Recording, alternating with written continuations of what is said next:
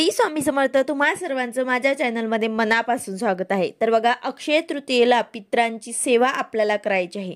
पित्रांची सेवा का करतात? कारण आपण पित्रांची सेवा जोपर्यंत करत नाही तोपर्यंत देव सुद्धा आपल्याला आशीर्वाद देत नाही. म्हणून पित्रांची सेवा करायची असते. आता अक्षय तृतीयेच्या दिवशी उदक कुंभ किंवा काही भागामध्ये याला घागर किंवा मग कर किंवा मग कलश असे सुद्धा म्हणतात. तर त्याची आपल्याला पूजा करायची आहे. त्याचबरोबर या दिवशी पित्रांचे हवन सुद्धा केले जाते. त्याचबरोबर पितृतर्पण सुद्धा केले जाते. तर ते कशा प्रकारे करायचं आहे तर तेच मी तुम्हाला आजच्या व्हिडिओमध्ये सांगणार आहे. व्हिडिओ पूर्ण बघा जेणेकरून तुम्हाला संपूर्ण माहिती मिळेल. जर तुम्ही चॅनलवर नवीन असाल तर चॅनलला सबस्क्राईब करायला मात्र विसरू नका आणि व्हिडिओला लाईक करायला मात्र विसरू नका.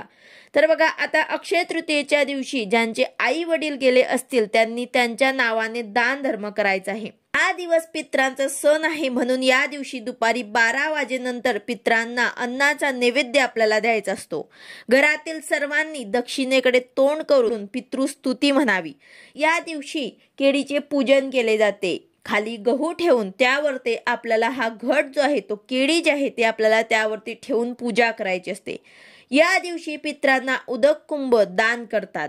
वैशाख शुद्ध तृतीयेच्या दिवशी आपल्याला सकाळी लवकर उठून स्नान वगैरे आटपून आपल्याला पूजा करायची आहे. आता पूजा करताना आपल्याला आपल्या उजव्या हातावरती तळ हातावरती 3 वेळा पाणी घ्यायचं आहे आणि आचमन करायचे आहे.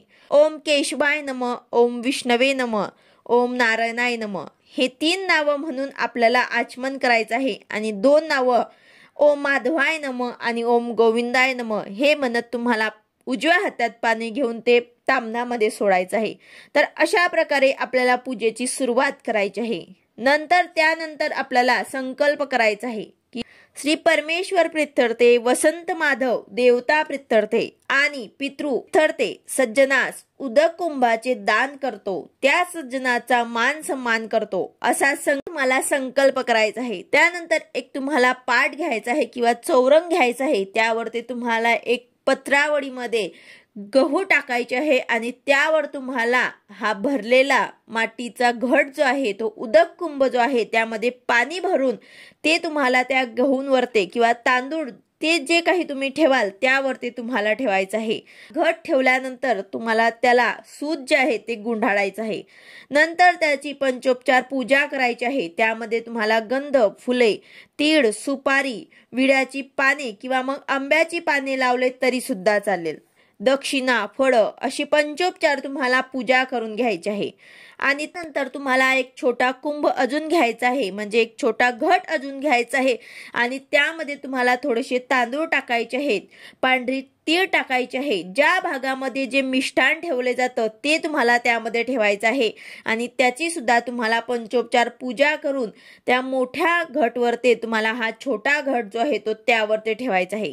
त्यानंतर तुम्हाला त्यामध्ये आंबा सुद्धा ठेवायचा आहे आणि हा घट वरती ठेवून त्याची पंचोपचार पूजा वगैरे करून घ्यायची आहे. या घटाचं स्वरूप असं मानलं जातं की जे आपण खाली गहू ठेवलेले आहे ते ब्रह्मदेवाचे प्रतीक आहे. नंतर जो मोठा कुंभ आपण ठेवलेला आहे तो भगवान विष्णूंचा प्रतीक आहे आणि वरचा छोटा जो कुंभ आपण ठेवलेला आहे तो भगवान शंकराचं प्रतीक आहे. या त्रिदेवांचं प्रतीक या घटाला मानलं जातं. त्यानंतर पूर्ण पंचोपचार पूजा करून घ्यायची आहे. धूप दीप ओवाळून घ्यायचा आहे आणि त्यानंतर घटासमोर तुम्हाला एक पाट किंवा चौरंग ठेवून त्यावर तुम्हाला नैवेद्य दाखवायचा आहे. नैवेद्यामध्ये तुम्ही पुरणपोळी, रस, वरण भात, एक फळ म्हणजेच आंबा तुम्हाला या दिवशी ठेवायचा आहे. अक्षय तृतीयेला आंब्याला खूप महत्व असतं.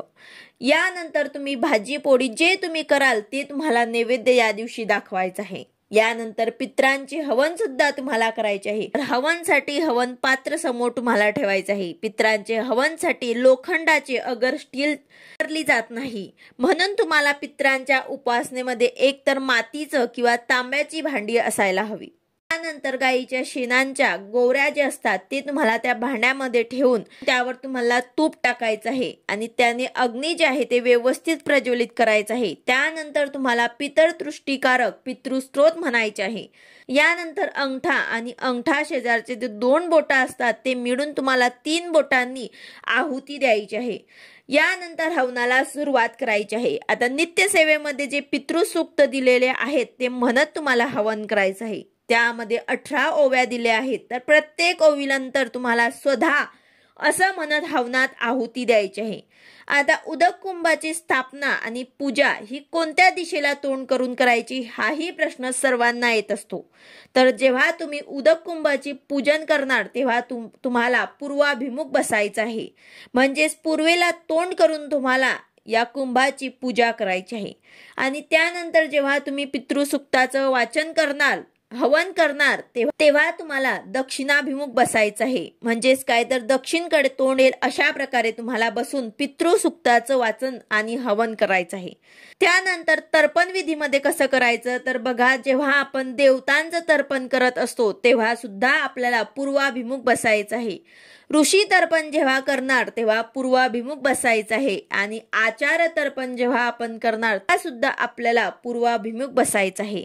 फक्त जेव्हा आपण पित्रांचं तर्पण करू तेव्हाच आपल्याला, पितृतर्पण जेव्हा आपण करू तेव्हाच आपल्याला दक्षिणाभिमुख बसायचं आहे.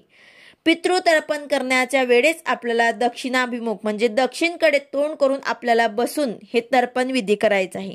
त्यानंतर आता यामध्ये आपल्याला काय करायचं की पाणी आपल्या हातातनं सरळ अंगठ्यावरनं आपल्याला ताम्हणामध्ये जाईल अशा प्रकारे आपल्याला हे तर्पण विधी करायचं असतं. आता काही महत्वाचं सांगायचं म्हणजेच काय तर ज्यांचे वडील जिवंत असतील त्यांनी पाण्यात अक्षदा टाकायचे आहे आणि ज्यांचे वडील नसतील त्यांनी काळे तीळ टाकून हे तर्पण विधी करायचं आहे. यानंतर आता हा घट जो आहे, तो कुंभ जो आहे, तो याचे आपल्याला काय करायचे तर हा तुम्हाला दान करायचा आहे. किंवा मग तुम्ही स्वतः सुद्धा वापरू शकतात किंवा मग गरजूंना दान केला तर अतिशय उत्तम. तर या घटाचा वापर आपण कोणाला दान देऊ शकतात किंवा मग आपण सुद्धा वापरू शकतात किंवा मग पक्ष्यांसाठी आपण त्यामध्ये पाणी भरून बाहेर अंगणामध्ये किंवा गच्चीवरती सुद्धा ठेवू शकतात. तर अशा प्रकारे आपल्याला कुंभाचं, घटाचं आपल्याला पूजन करायचं आहे, तर्पण विधी करायचे आहे, त्याचबरोबर हवन सुद्धा करायचं आहे.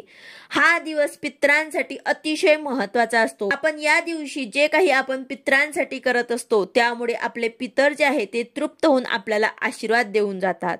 अक्षय तृतीया हा 3.5 मुहूर्तापैकी एक मुहूर्त असल्यामुळे या दिवशी जे काही आपण दान धर्म करत असतो, सेवा उपवासना करत असतो त्याचे फळ आपल्याला नक्कीच मिळत असते. तर अशा प्रकारे तुम्हाला पूजा विधी करायची आहे. एकदम साधी आणि सोप्या पद्धतीने तुम्हाला पूजा करायची आहे, तर्पण विधी करायची आहे आणि हवन सुद्धा करायचे आहे. व्हिडिओ आवडला असेल तर लाईक करा, शेअर करा, सबस्क्राईब करा. भेटूया अशाच नवीन व्हिडिओ सोबत. श्री स्वामी समर्थ.